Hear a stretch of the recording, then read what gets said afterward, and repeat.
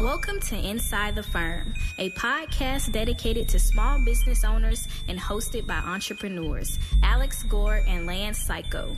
Each week, they take you on their journey of how to start, run, and grow a business by bringing you inside their architecture and real estate development firm. Get a behind-the-scenes tour of how these business leaders manage their clients and foster company culture while creating new and innovative projects. And now your hosts, Alex Gore and Lance Cayko. Hello, Lance. Welcome to another edition to Inside the Firm. Not just welcome you, welcome everyone that's Welcome listening. everybody. Welcome everybody. Hey, did you know this about BIM Smith? I had no idea. You're going to tell me. Yep, that they have a hidden gem. I'm not kidding you. I'm not making this up. Called it's the My BIM Smith. So Wow. what it lets you do, it gives you unlimited cloud storage to save every single assembly you built on BIM Smith Forge Unlimited cloud storage.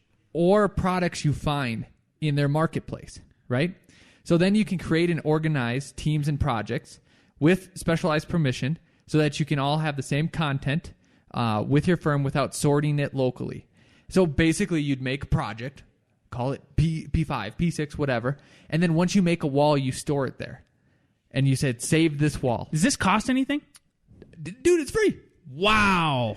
Wow. Everybody listening should run to bimsmith.com right now and check it out. Where do you go on the website? Do you go to bimsmith.com and then / something like that? Do you know? Just BIM Smith. They have everything there. Yep. It's extremely straightforward. You sign in and you you're log in. Oh, okay. Yep, and you're like, oh man, how much are they going to charge me? Nothing.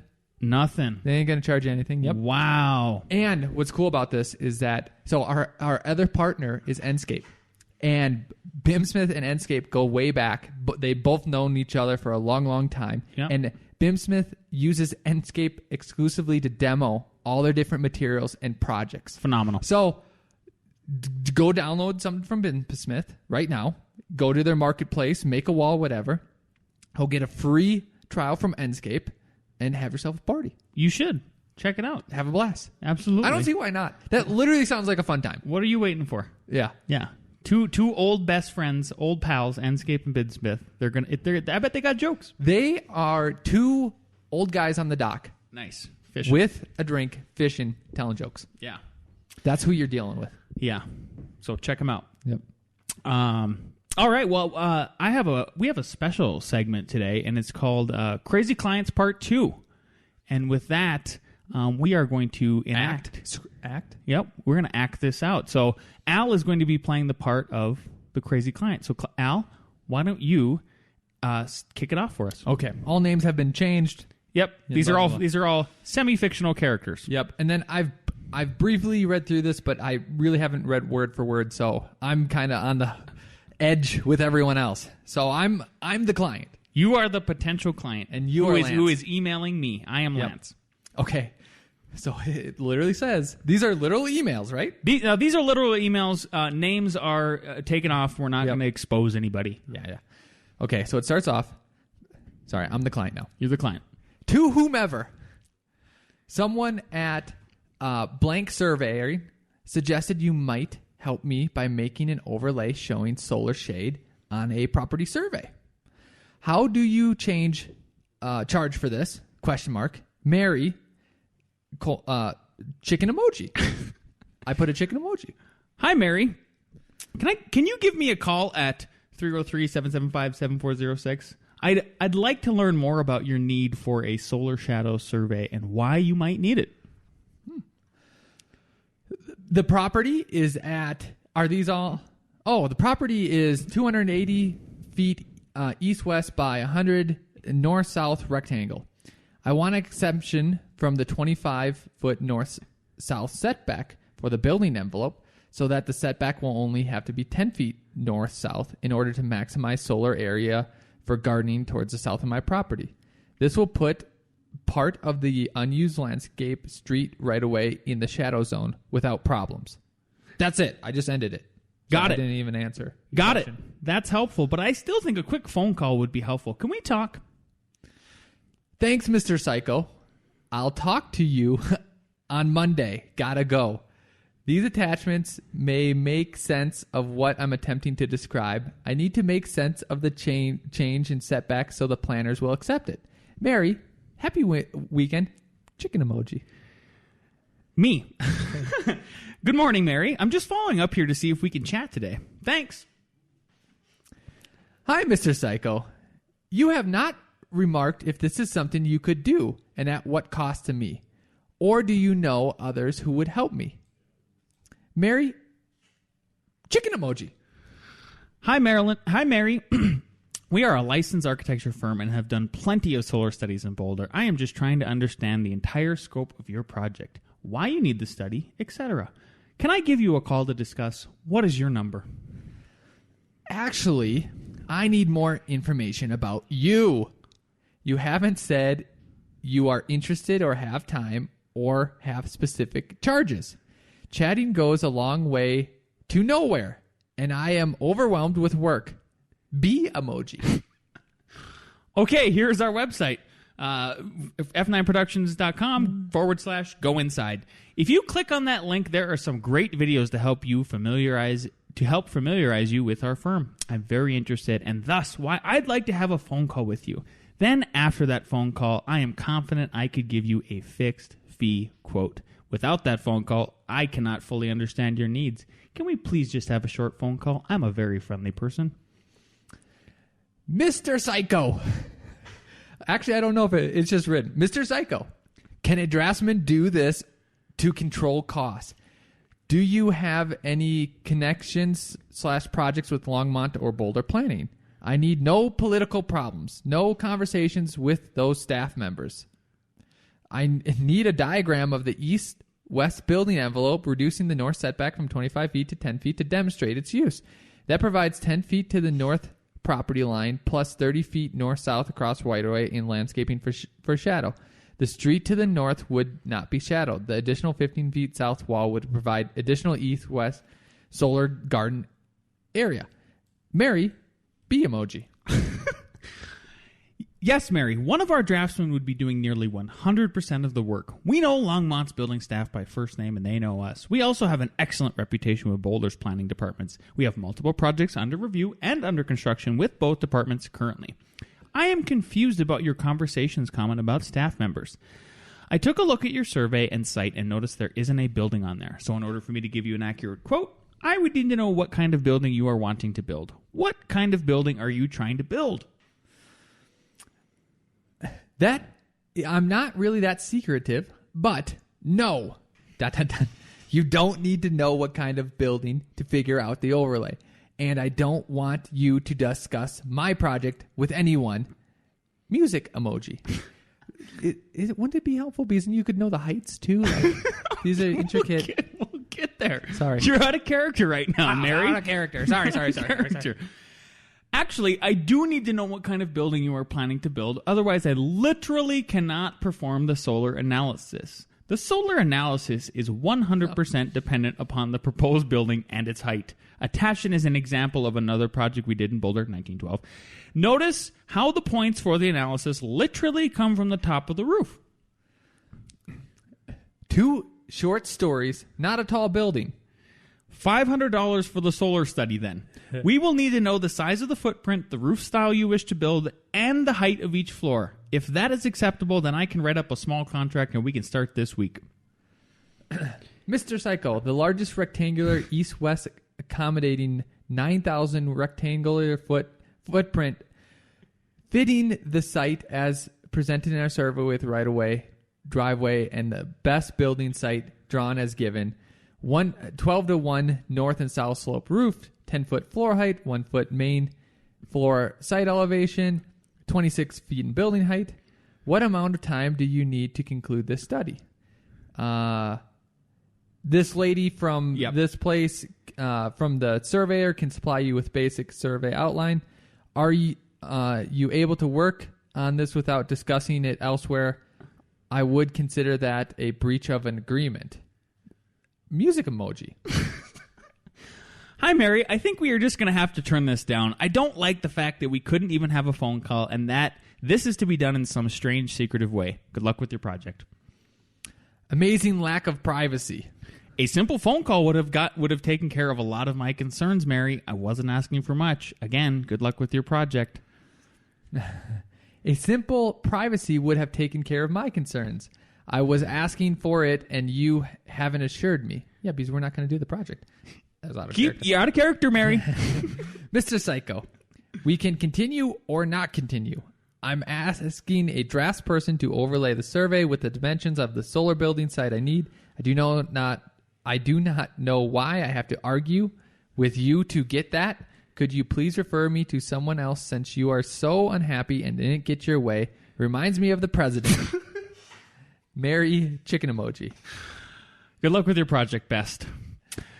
So the craziest part about this whole thing, was this was a real email exchange. This is a referral we got, and there's a couple lessons, and I'll get to the lesson. But the craziest part about it is then this person actually came into our office to find me, and like you weren't here because you were sick, and I was literally on the job site doing contractor stuff. Yeah. For our buildings that we're building, and they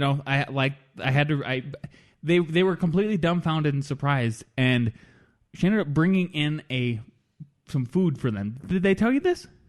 Yeah, a cookie or something. Yeah, and they ate it, and I go, you guys, what if it was poisoned? Like, what are you doing? You never know. Like, I'm sorry. So there's a couple telltale signs here, and this is on the last week's episode. I went over it already about just be careful with clients, right? And well, here's the biggest one, and I think people are wise to it. There's scammers, and scammers are getting more and more sophisticated, and that's why you want a phone call. Yes, like, hey, just to. Plus, we've said it before. Every project you do with somebody is it's like dating, it's like a marriage, it's a relationship. It's a professional, but there has to be some level of I enjoy working with you, or at least tolerate working with you. Yep. And here's the other thing too, because everyone knows, maybe she didn't want to write down what she was making. Fair enough, right? But maybe over a phone call. Sometimes there's weird rules like, if you use it for storage, you have to do something different whether you use it for residential. And maybe she was going to have art supplies in there, and Boulder would have said, that's flammable, so you have to have 2 hours. She's like, I just don't want to go through that rigmarole. I'm not saying we do that or not, but we'd be like, that's the city's being crazy in that one instance or not. Or, you just could have got a feel for it. She could be, who's that Heisenberg character? Oh, yeah, exactly. From Breaking Bad. Yeah, exactly. It's not too far off. When you read through that, so now you read through it in depth. At what part did you go? When did you go? I'm done with this. Like, Lance, that's a great question. Why did you get sucked into this again? Know when to call it quits. Know when to just say, I'm too busy. I can't take on your project. Nothing like that. The thing whenever it was, I'm too busy for a phone call. Wow, way early then. Well, and here's why. Be like, it's going to take you more time to communicate through emails than a phone call. So you're not recognizing. Yep. So to me, this was a person who was literally unhinged. And here's the lesson. The lesson is this was a referral from another company in town, and we want to maintain a good relationship with all other companies that we might work with right in the future in collaboration, right? Yeah. So the lesson learned is right after I said this isn't going to work, I forwarded the whole email chain over to the referral, and I said, thank you for the referral, but I have to say I was completely put off by this woman's candor. So strange. She wouldn't even entertain a phone call with me. Please do to continue to refer us. I just wanted to forward all of this on to you in case you got a nasty email back from her. And I'm so glad I did that because then she came into the office. Yeah. So that's like, I'm sure she talked to the referral. Yeah. Did they say anything back? Yes. So then they said something back, and they said, Lance, I'm so sorry about this. I am sorry this did not work out for both of you, but I totally understand your point. Thanks for the email chain. If the opportunity arises, I will forward you additional work. So I think that's the key lesson. And that's because I didn't even think about that, but I wasn't wrapped into it. But I don't know if I would have thought. Don't you think about that was smart to do? It's to tell the referral, like, hey, this one didn't work out, but I want you to see why. Yeah, we tried, and I was cordial in that whole email exchange. I mean, that was a very cordial exchange. There was no name calling. If anything, it was uncordial to me, especially with comparing me to the frickin' president. Like, good grief. Well, I thought it was get him out of your head, Jesus. It was quite the jump. You know what I mean? Like, it's insane to say, basically the president. Basically, just because I wanted to have, and then for the fact for her to come all the way over to the office, so refuse a phone call, but then still come to the office. Yep. I don't know, man. I'm again, another bullet dodged. Don't do it. Yeah. Yeah. Money's not everything. Yeah. And especially, here's the other red flag.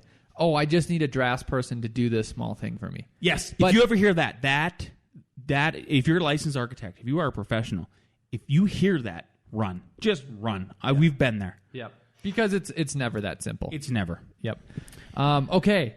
So we have a listener question. Yeah. And Lance, could you read the bold? I will read the bold. Yeah. I'm an American architectural designer working abroad in Copenhagen, Denmark. The firm I work for has allowed me to lead a project focusing on natural disaster recovery, which will require us to seek out partnering architecture, construction, development, and investment firms in the U.S. Presently, I am having trouble getting hold of interested parties in addition to not knowing where to look for them. I am interested in taking on this business side of architecture, but unfortunately, it is not well taught in school. Well, big surprise. He didn't say that. I was wondering if you have advice for cold calling various firms when seeking out partnerships, especially on an international level.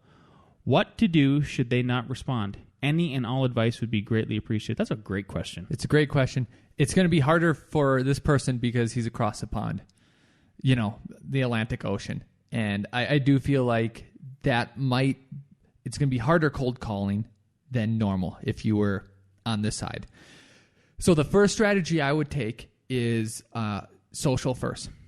Let's back up. The biggest question is, who are you going to contact? And the thing is, you need to identify the end purchaser, right? So to give a little context and give another situation, we've talked about 3D printing before, right? Yeah. Mm-hmm. And the real person that you should be courting is the person that makes 100 to 1,000 homes a year in your state. There's probably 10, 15 of those people, because those are the ones that have the money that can actually say, oh, this is going to work in my system. This is going to, unless you want to get all the development money up front, right? Which you could do, venture funds. But if you're working more pragmatically, who's going to be your end client that you're going to sell this to? So in his case, who is he going to sell it to? Is he going to sell it to the contractor that works for FEMA? Is he going to sell it to some NGO, right? Who's going to pay for this disaster concept that he has? Is he going to sell it to FEMA itself? So who is actually going to pay the money in the end? And the real reason that you need to know that, and you need to get in contact with them, is that if anyone's going to give you funding, they're going to talk about, this concept of, oh, what kind of sales or pre-sales do you have, right? The reason why it's easier to get money in residential is because there's a history of it, and people are always looking, right? And they know who the clients are. In this case, you need to identify the clients, which is maybe it's going to be FEMA is actually going to purchase this. So for any venture person or any developer or any contractor to put money into a project like this, they're not going to put in money blindly, and then FEMA or whoever it is, I don't even know what it is going to be like, yeah, we're never going to use this. So that's who you're searching for. So that's the big part, right? Now, cold calling, I would start with social. So find that end person, like them on Twitter, on Facebook, start following them. Start liking their posts if they're good. Start asking questions, right? Simple questions, but actually pay attention, because this is actually what you want to do. So you should be intelligent enough to engage in them, right? So social first, then you can try calling them, right? Or direct messaging them or reaching out. If they don't get back, if they get back to you via, direct message or email, then you can set up a call. Say, hey, can I call and talk to you about something, right?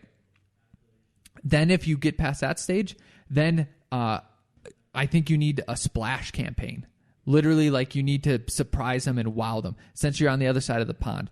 So I've seen some of this guy's content. It's actually good. He has this like kind of Lego system that's different than... From Denmark, Legos, who would have known? Well, it's not. I'm just using that, right? Okay. It's not exactly... So could you send them, this guy's an architect, designer, right? Laser cut out these pieces, send them over and say, after you contact them and say, hey, I just want to send you this thing, and have them put it together. What I really like about that is that you've undigitalized the whole thing, right? And you've sort of made it like you've brought your part of yourself there. If you think about it, right? Like we always say, like design is whatever you design is a part of you, right? So then he designed it and brought it through, and that's tangible, and then it feels real. And I think the other thing it does, it takes away what I thought is, man, cold calling across the pond. That seems like a scam. Like, I could see the scam alert coming out. You know what I mean? Yep. How do you disarm somebody from that? And the other thing with the Twitter, Facebook direct messaging, instead of asking a question, you can also help them out, right? So think, how can I help them out? So let's say they're saying like, maybe they're venting and they're like, oh, this is such a problem. Oh, have you seen this? This is cool. And it doesn't necessarily have to be your solution. You're just seen as a helpful person, helping them do what they want to do, giving them something interesting, and you're creating that contact with them, right? Yeah. And then since you are across the pond, I think you then need to physically send. Yeah. You got to send something. And then the last piece of advice, I know all this isn't perfect, but I hope this gets your head thinking, is if they don't answer, if they don't answer your phone call, your DMs, whatever, don't worry about it. Move on. I get so many emails from, it's not just listeners, but from people who want to loan money, people who want to give products, all this stuff. Most times I try to respond to them, but sometimes it gets crazy and I just can't. And only a few times have they got mad, like, oh, you can't even, respond.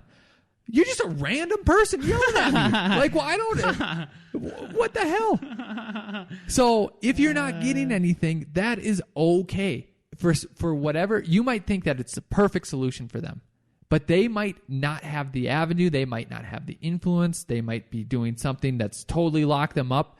Don't take it personally. You can keep messaging them, right? If you're messaging them 3-4 times in a month and they're not doing anything, start to spread that out. Let's not be crazy. Maybe wait 2 months, 3, something like that before. Right, and that's a rule of thumb we have. So we'll send out a proposal, and when we're on top of our game, it's send out a proposal, and then give them a call later in the day just to make sure they got it. Then follow up. Let's say you send it out on Monday, follow up on Friday, and then you start extending things from there. Because it takes sometimes people. They need time to digest the whole thing. Maybe there's some financing they have to deal with. Who knows if a tragedy happens? All kinds of stuff. Yep. And the reason why I think the sending something physical will be so key is because in this area, this disaster relief, there's so many students and other architecture firms that are coming up with concepts. Well, they don't know what to distinguish from a concept to something that's really worked out. So you need to prove that you are really working this out, that it's not just some sort of concept. Hey, look at this concept.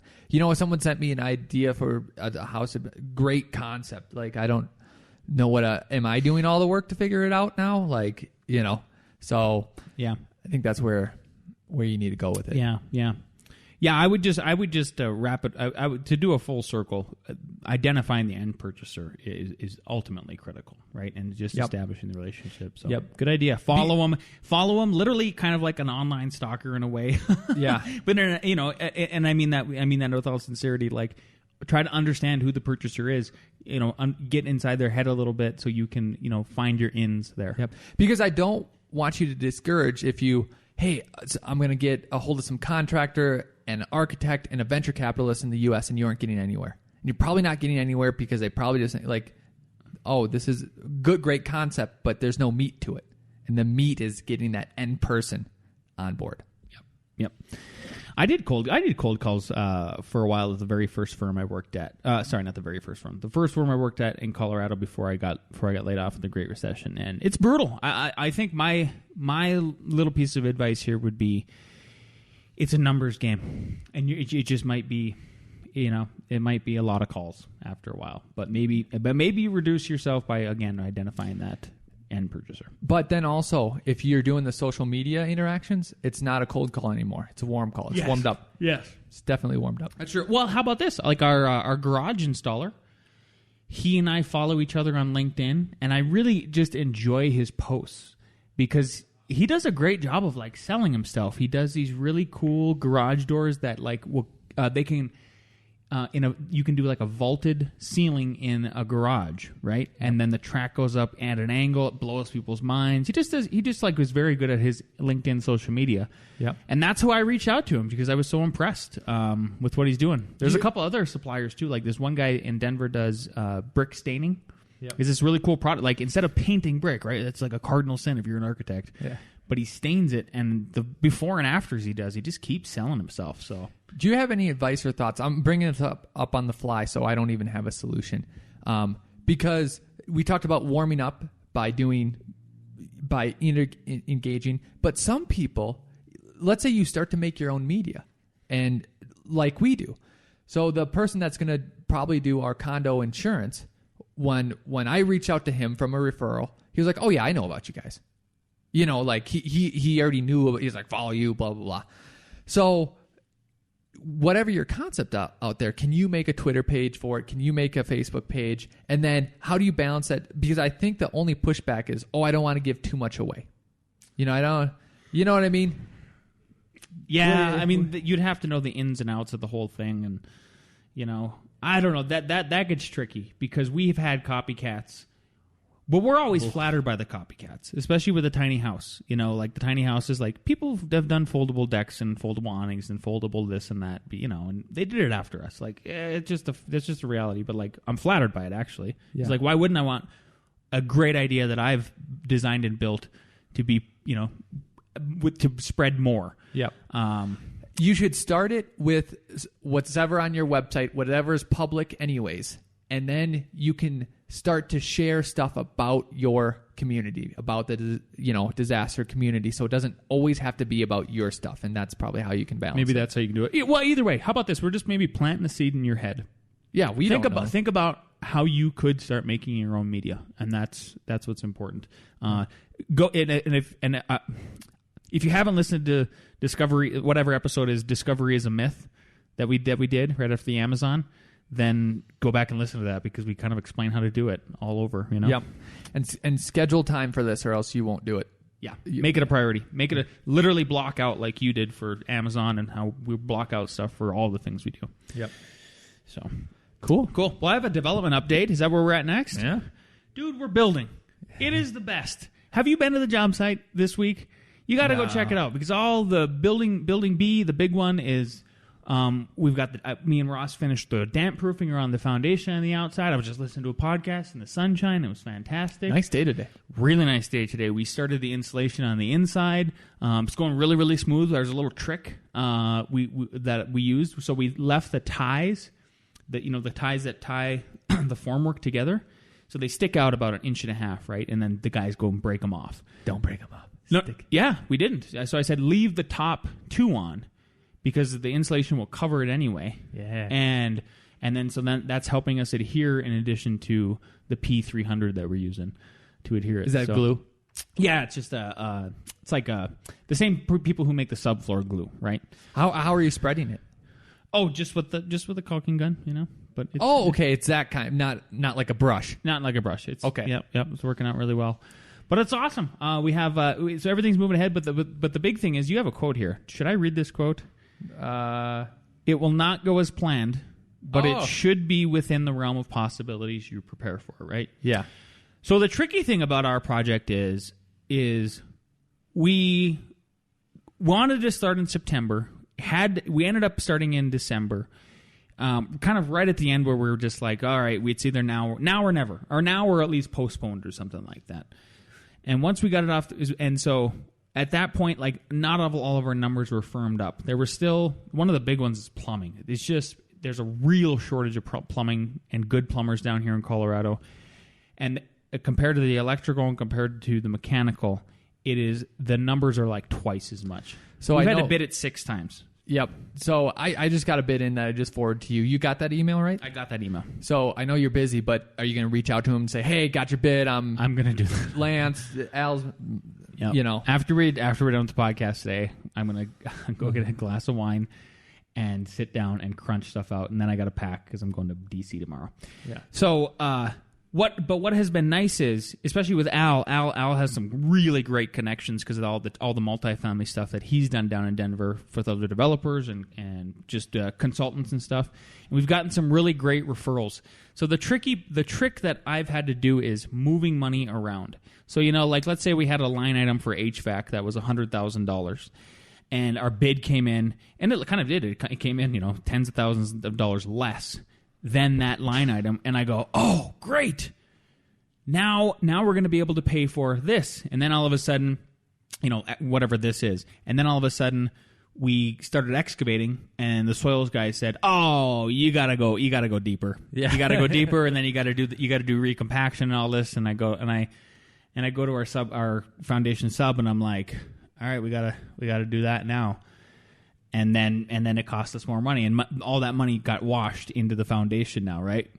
But then there's other line items. So the trick is to figure out how to move money around and still make everything work, because we only got approved for so much money. Like there's no more approval after this. No more money to make it work. And I know Jonathan Segal, who's just doing awesome stuff, 32-story skyscraper he's got planned now in San Diego.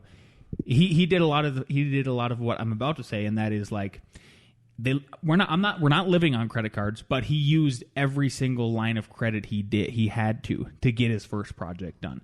And I'm not suggesting you as a first-time developer push yourself to that limit, but make sure you have built a foundation that allows you to do it if you have to do it, right? Like Alex and I say from the beginning of this podcast, fundamentally, don't pay yourself if you start a firm, start a bank account, put money in there, be a W-4/W-2, so you have a steady paycheck. So then you don't have to jump through all the other hoops that everybody else does with like a random income. Just have a steady income and try to live lean. Try to do all those things and then pay your bills, because you're going to need all kinds of different credits. You're going to need a company credit card. You're going to need. I have a Home Depot card that has a huge limit on it, which is going to come in super handy. All kinds of stuff like that. Plus, even for if you do like a high risk project like we're doing, your credit score gets checked for that. For you to be able to get insurance on if you have to do a high, for your first project, a high liability project. Yeah. Crazy. It is crazy, but it's awesome. Yeah. Next week we're placing. I got corrected the other day. Tim McGinty corrected me. Not McGinty. Tim McCarthy. I'm butchering the name right now, and I'm failing. I'll That's look right. up. Yeah. Tim from the Entre Architect community, who is Al Gore's friend on Facebook, who follows us, and we interact often. Said, we're not pouring concrete, you're placing. Yeah, right. You are. We are placing concrete. So we're placing the walls next week in the other building, and then we're going to be framing really soon. It's going to be great. So, yep. Private versus bank financing. Do you want to talk about that? Well, it's more lenient with moving money around. Is the only point that I was. Yeah, I got to tell you.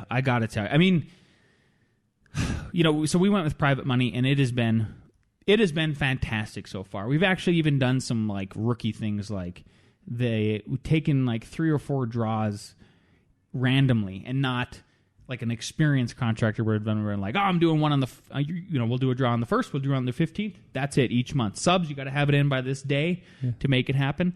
And they've been great. They were able to even move around, like when we did have extra funds because of a lower bid than expected. Move it right over to foundation, and we'll be able to write a check. Yep. Tim McCarthy. I was close. Yep. Sorry about that, buddy. So I think let's do A.R.E. Jeopardy. All right.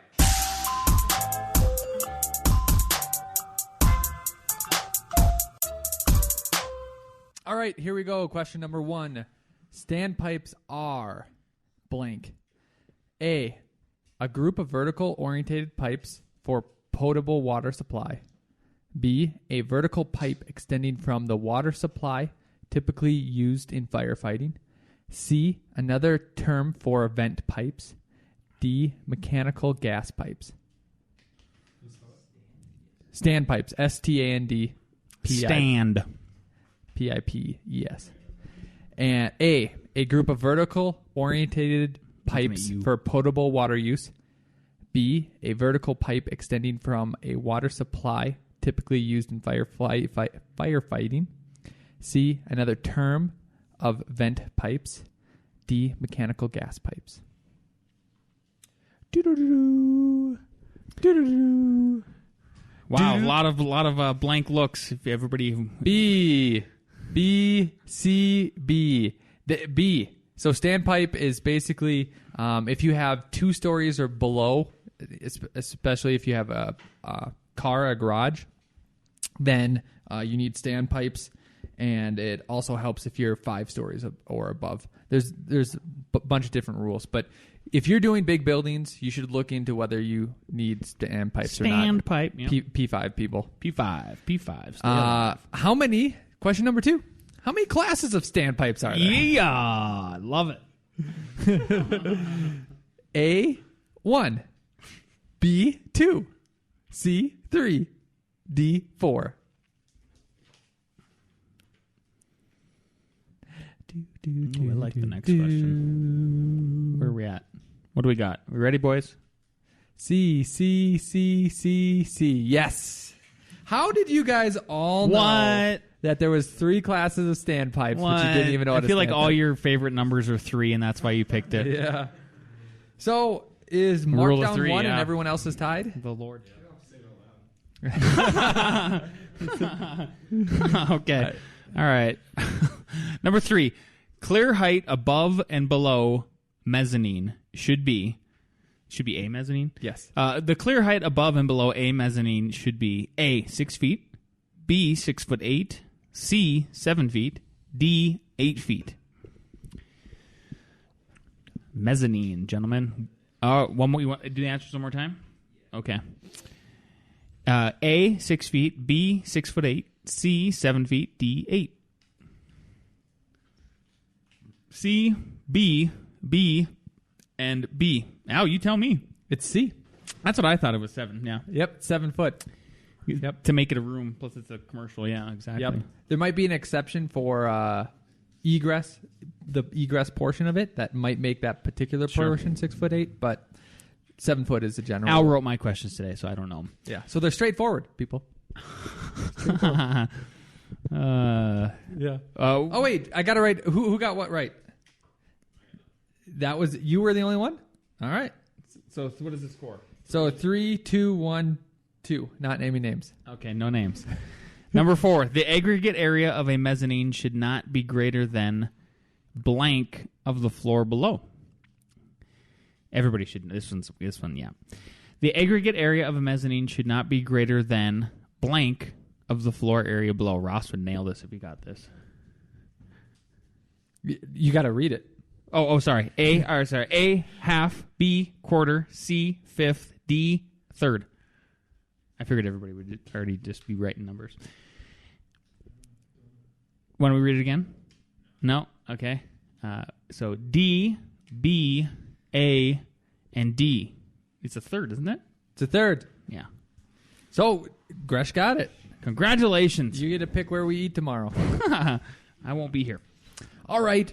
If it's Friday and you're listening to this, it's time to have a party. And the only way to have a party is to go to BIM Smith, get some models, download Enscape 3D, go to enscape3d.com, right? Download that. Just have a blast. So do that. If you want to learn Revit, go to revitrocketship.com. Get your Revit rocket ship on. Get your Revit rocket ship on. You're doing yourself a disservice if you aren't in some kind of building information modeling. But we obviously recommend Revit, and we recommend learning it through Revit rocket ship. Yeah, how dare you if you don't? How dare you if you don't? Yeah. You can't really use BIM Smith or Enscape without it. Well, you probably use SketchUp with Enscape, but BIM Smith, you're kind of out of luck, and then you're not partying, and you sad. You cry. Tears, salty tears. I know. Nobody wants that. Yeah. Okay. Last thing, if you have a one episode that you think a friend needs to hear, you think a colleague needs to hear, you think your mom needs to hear. Yeah, those are the main audience right there. Absolutely. Please share the podcast with other people. Tell them about it. Have them start at episode 0 from the beginning. If you're a young professional, we think we're trying to do our best to share our story so everybody else can grow with us. Maybe grow beyond us and all that other good stuff. And with that, we'll just see you next week.